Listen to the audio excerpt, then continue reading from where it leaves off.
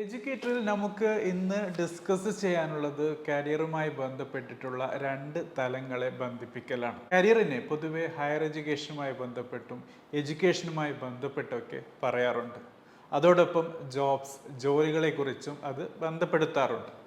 So ഇന്ന് നമുക്ക് ഹിസ്റ്ററിയിൽ കൂടി, അതായത് മാനവികതയുടെ ഹിസ്റ്ററി, ഹണ്ടർ ഗ്യാതറിംഗ് എന്നുള്ള ആ സിറ്റുവേഷൻ, ഹണ്ടിങ് നടത്തി ജീവിച്ചിരുന്ന നമ്മുടെ പൂർവികരുടെ ആ ഒരു സാഹചര്യത്തിൽ നിന്ന് ഇന്ന് ആർട്ടിഫിഷ്യൽ ഇൻ്റലിജൻസിൻ്റെ പുതിയ പുതിയ സാധ്യതകൾ ഉൾപ്പെടുത്തിക്കൊണ്ടുള്ള ഈ അവസ്ഥ വരെ എത്തുമ്പോൾ എന്തൊക്കെ കാര്യങ്ങളാണ് നമ്മുടെ കരിയറിൽ, ജോലിയിൽ വന്നിട്ടുള്ളത്, ഇന്നത്തെ ജോലി നോക്കുമ്പോൾ എന്തൊക്കെ കാര്യങ്ങളാണ് ശ്രദ്ധിക്കേണ്ടത് എന്നൊക്കെയുള്ള കാര്യങ്ങൾ നമുക്ക് ഇന്നത്തെ ഈ എപ്പിസോഡിൽ ദ എഡ്യൂക്കേറ്ററിൽ കൂടി മനസ്സിലാക്കാം. എല്ലാ വ്യൂവേഴ്സിനും സബ്സ്ക്രൈബേഴ്സിനും പുതിയൊരു എപ്പിസോഡിലേക്ക് കൂടി സ്വാഗതം.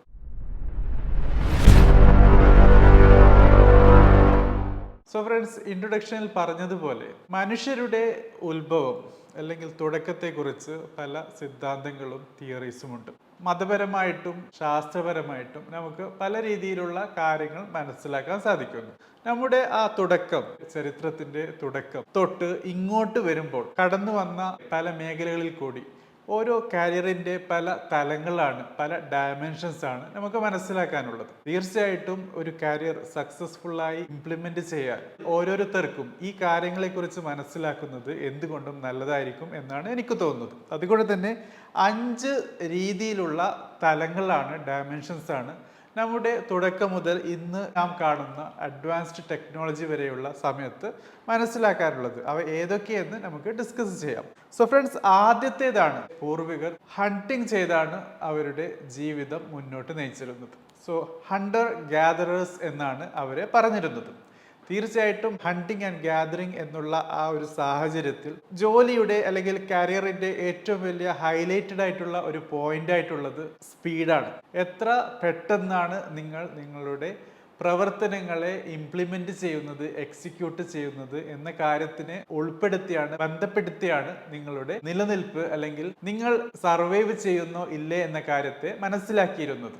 സോ എത്ര പെട്ടെന്ന് നിങ്ങൾക്ക് ഹണ്ട് ചെയ്യാൻ വരുന്ന മൃഗങ്ങളിൽ നിന്ന് ഓടി രക്ഷപ്പെടാം, അല്ലെങ്കിൽ നിങ്ങൾ ഹണ്ട് ചെയ്യുകയാണെങ്കിൽ ആ മൃഗങ്ങളുടെ അടുത്തേക്ക്, അല്ലെങ്കിൽ നിങ്ങൾക്ക് ഭക്ഷണമാക്കാൻ ആഗ്രഹിക്കുന്ന കാര്യത്തിന്റെ അടുത്തേക്ക് എത്ര പെട്ടെന്ന് എത്തിച്ചേരാം എന്നുള്ള കാര്യമാണ്, സ്പീഡാണ് ഈ ഒരു ആദ്യത്തെ ഡയമെൻഷനിൽ വരുന്നത്. ഇനി രണ്ടാമത്തെ ഡയമെൻഷൻ എന്നുള്ളത് അഗ്രികൾച്ചറാണ്. ഹണ്ടിങ് ആൻഡ് ഗ്യാദറിംഗ് എന്നുള്ള ആ ഒരു സിറ്റുവേഷനിൽ നിന്ന് നെക്സ്റ്റ് ലെവലായിട്ട്, അഡ്വാൻസ്ഡ് ലെവലായിട്ട് വന്നിട്ടുള്ളത് ഫാർമിങ്ങും അതോടൊപ്പം കൃഷി ചെയ്യുന്ന പൂർവികരെയാണ് നമുക്ക് മനസ്സിലാക്കാൻ പറ്റുന്നത്. അഗ്രികൾച്ചർ, ഫാമിംഗ് പോലുള്ള കാര്യത്തിലേക്ക് നമ്മുടെ പൂർവികർ വന്നെത്തിയപ്പോൾ അവരുടെ ജോലിയിൽ അല്ലെങ്കിൽ അവരുടെ കരിയറിൽ അല്ലെങ്കിൽ അവരുടെ ജീവിതം എങ്ങനെ മുന്നോട്ട് വന്നു എന്ന് നോക്കുകയാണെങ്കിൽ മനസ്സിലാക്കേണ്ടത് കരിയറിനെ ഡിഫൈൻ ചെയ്ത പോയിന്റ് എന്നുള്ളത് പേഷ്യൻസ്, ക്ഷമയാണ്.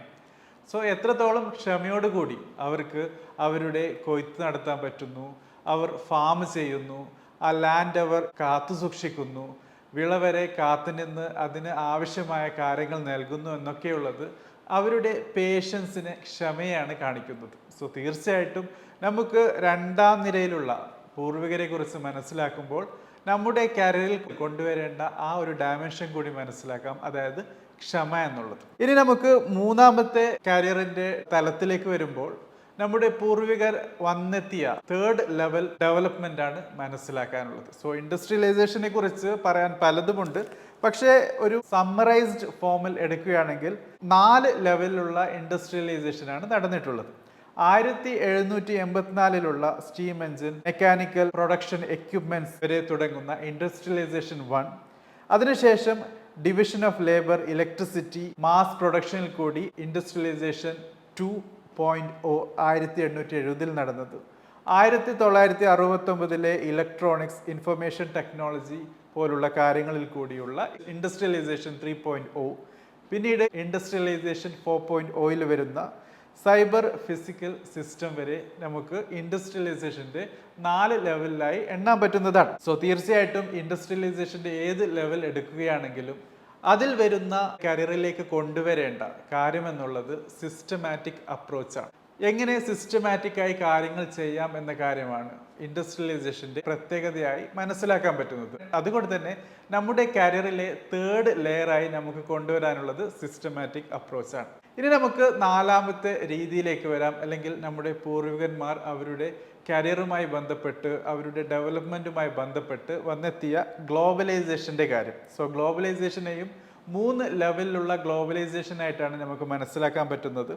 1492 മുതൽ 1850 വരെയുള്ള ഗ്ലോബലൈസേഷൻ ഓഫ് കൺട്രീസ്, അതായത് രാജ്യങ്ങൾ തമ്മിലുള്ള ഗ്ലോബലൈസേഷനാണ് നടന്നത്. അവ തമ്മിലുള്ള കൊടുക്കൽ വാങ്ങലുകളാണ് മനസ്സിലാക്കാൻ പറ്റുന്നത്. രണ്ടാമത്തെ ഗ്ലോബലൈസേഷൻ ആണെങ്കിൽ 1800 മുതൽ 2000 വരെയുള്ള ഗ്ലോബലൈസേഷൻ ഓഫ് കമ്പനീസ്, കമ്പനികൾ തമ്മിലുള്ള ഗ്ലോബലൈസേഷൻ, കൊടുക്കലുകൾ വാങ്ങലുകൾ. മൂന്നാമത്തെ ലെവലുള്ള ഗ്ലോബലൈസേഷൻ ആണെങ്കിൽ 2000 തൊട്ട് ഇന്ന് വരെയുള്ള ഗ്ലോബലൈസേഷൻ ഓഫ് ഇൻഡിവിജ്വൽസ്, നിങ്ങളെ പോലെയുള്ള ആൾക്കാർ പരസ്പരം കൊടുക്കൽ വാങ്ങലുകൾ ചെയ്ത് ആർക്കാണോ കൂടുതൽ കാര്യങ്ങൾ നൽകാനുള്ളത്, വാങ്ങിക്കാനുള്ളവർ അത് അവരിൽ നിന്നും വാങ്ങിക്കുന്നു, നിങ്ങൾ കൊടുക്കുന്നു, അവർ വാങ്ങിക്കുന്നു. അതിന് ഫിനാൻഷ്യൽ മോണിറ്ററി ബെനിഫിറ്റോട് കൂടിയാണ് കാര്യങ്ങൾ ചെയ്യുന്നത്. സോ ഇതാണ് ഗ്ലോബലൈസേഷൻ്റെ ഒരു നേച്ചർ എന്നുള്ളത്, സ്വഭാവം എന്നുള്ളത്.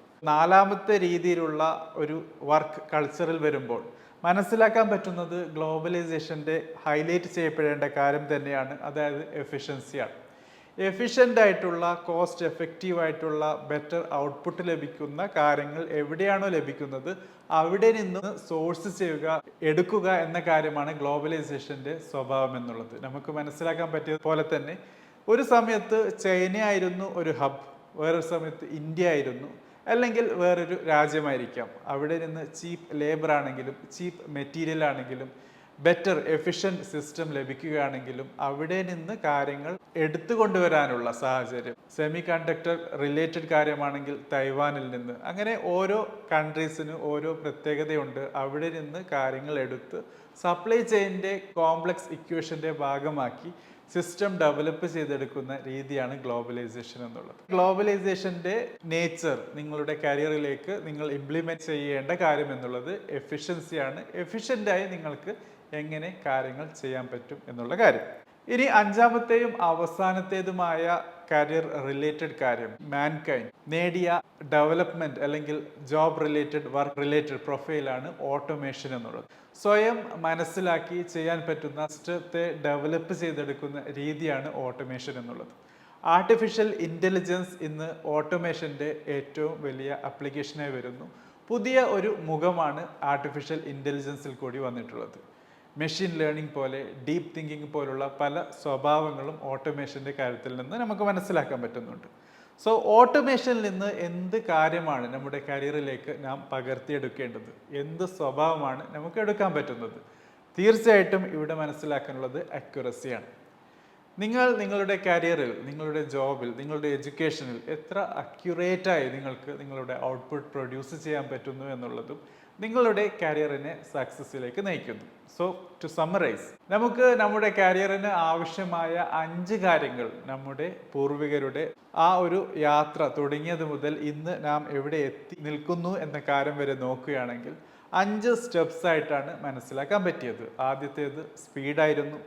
രണ്ടാമത്തേതാണെങ്കിൽ പേഷ്യൻസ്, ക്ഷമയാണ്. മൂന്നാമത്തേത് സിസ്റ്റമാറ്റിക് അപ്രോച്ചാണ്. നാലാമത്തേത് എഫിഷ്യൻ്റ് ആയിട്ടുള്ള പ്രോസസ്സിംഗ് ആണ്. അഞ്ചാമത്തേതും അവസാനത്തേതുമായിട്ടുള്ളത് അക്യുറേറ്റായി, എത്ര അക്യുറസിയോട് കൂടി ഔട്ട്പുട്ട് ഡെവലപ്പ് ചെയ്തെടുക്കാൻ പറ്റുന്നു, നിങ്ങളുടെ കാര്യങ്ങൾ ചെയ്തെടുക്കാൻ പറ്റുന്നു. തീർച്ചയായിട്ടും കൂടുതൽ ചോദ്യങ്ങളുണ്ടെങ്കിൽ ചോദിക്കുക കമൻറ്റ് ബോക്സിൽ. അതോടൊപ്പം വർക്ക് റിലേറ്റഡ് കാര്യങ്ങളിൽ, ജോബ് റിലേറ്റഡ് കാര്യങ്ങളിൽ, കരിയറുമായി ബന്ധപ്പെടുത്തുമ്പോൾ എഡ്യൂക്കേഷനെ എങ്ങനെ കൊണ്ടുവരാം എന്നൊക്കെയുള്ള കാര്യങ്ങളെക്കുറിച്ച് കൂടുതൽ ഇതുപോലുള്ള ഡിസ്കഷൻ ആവശ്യമുണ്ടെങ്കിൽ തീർച്ചയായിട്ടും കമൻറ്റ് ബോക്സിൽ രേഖപ്പെടുത്തുക. Thank you for watching. Have A great day.